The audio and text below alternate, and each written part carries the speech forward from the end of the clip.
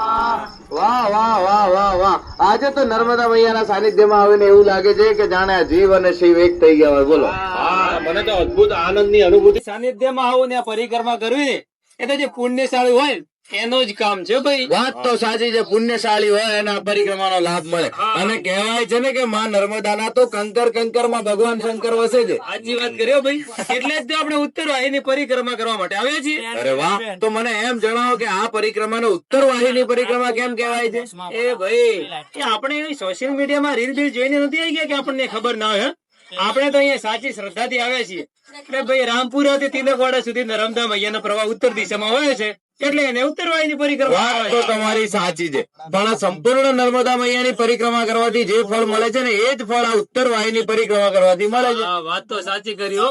સંપૂર્ણ પરિક્રમા શું, નર્મદા મૈયાના દર્શન માત્રથી જ આપણા આખા પાપ ધોવાઈ જાય છે. વાત તો સાચી છે, નર્મદા મૈયાના દર્શન માત્રથી આપણા પાપ ધોવાઈ જાય છે, પણ આપણે તો પાપમાં વધારો કરીએ છીએ. એ વળે કેવી રીતે સમજાવું. હો ભાઈ, ક્યાં? કહેવાય ને આ પરિક્રમા બધાની સાથે સાથે આગળ વધી રહ્યા છે ભાઈ. અચ્છા, આગળ વધી રહ્યા છો. તો આ પાછળ નહીં જોવો, પાછળ શું જોવા? અહીંયા અલ્યા ભાઈ, એક પ્લાસ્ટિક નું પડેકું નાખ્યું એમાં તો ગામ આખું માથે લઈ લીધું તમે તો. અરે ભાઈ, તમે જેમાં એક પડીકું નાખ્યું અહીંયા તમારી જેમ હજારો શ્રદ્ધાળુ આવે છે. જો બધા આવી રીતે એક એક પડીકું નાખશે તો અહીંયા કચરાનો ઢગલો નહીં થઈ જાય? હા ભાઈ, હા તમારી વાત સમજાઈ ગઈ. હજુ તો આખી પરિક્રમા પૂરી કરવાની છે, હજુ તો આગળ વધવાનું. અલા ભાઈ, એક મિનિટ સુખેથી પરિક્રમા પૂરી કરો, પણ યાર આ પાપનું કામ ના કરો. બોલો. અલ્યા ભાઈ, અમે અહીંયા પુણ્ય કરવા આયા છીએ, કઈ પાપ કરવા નહીં આયા. વાત તો સાચી છે કે તમે અહીંયા પરિક્રમા કરી અને પુણ્ય કમાવા આવ્યા છો, પણ આ તમે નર્મદા મૈયાને જે કચરા ફેંકીને દૂષિત કરો છો તો એને પાપ જ કહેવાય ને.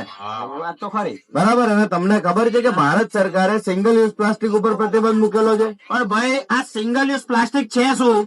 સિંગલ યુઝ પ્લાસ્ટિક એટલે કે જે પ્લાસ્ટિક નો ઉપયોગ આપણે એક વાર કરીને ફેંકી દઈએ છીએ, એને સિંગલ યુઝ પ્લાસ્ટિક કહેવાય છે. અને આ સિંગલ યુઝ પ્લાસ્ટિક માં બીજી કઈ કઈ વસ્તુ આવે છે? સિંગલ યુઝ પ્લાસ્ટિકમાં પાણીની બોટલ, પ્લાસ્ટિકની ચમચી, પ્લાસ્ટિકની ડીશ, પ્લાસ્ટિકની કાંટા ચમચ, આઈસ્ક્રીમ કેન્ડીમાં વપરાતી સ્ટીક, પછી બલૂનમાં ફુગ્ગાઓમાં આવતી સ્ટીક, થર્મોકોલ આપણે ડેકોરેશનમાં વાપરીએ, આ બધું સિંગલ યુઝ પ્લાસ્ટિક છે, જેના કારણે આપણા પર્યાવરણને સૌથી વધારે નુકસાન થાય છે.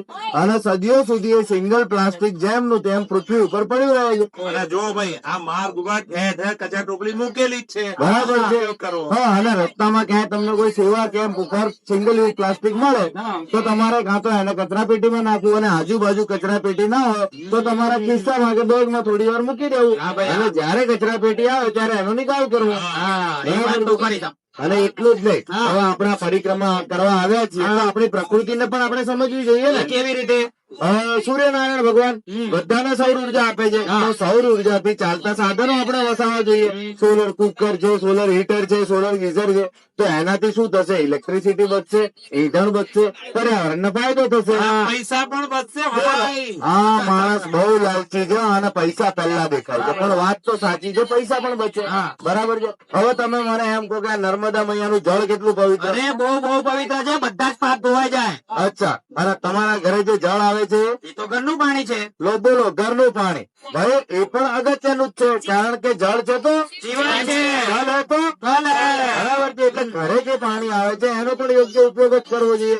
ઘણી વાર બહેનો કપડા ધોયા પછીનું પાણી ગમે ત્યાં નાખી દે છે, વાસણ ધોયા પછીનું પાણી ગમે ત્યાં નાખી દે છે. હવે ગમે ત્યાં ના નાખતા બાગ બગીચાના ફૂલ છોડ ને નાખીએ તો પાણીનો બગાડ પણ ના થાય અને પર્યાવરણનું જતન પણ થઈ જાય.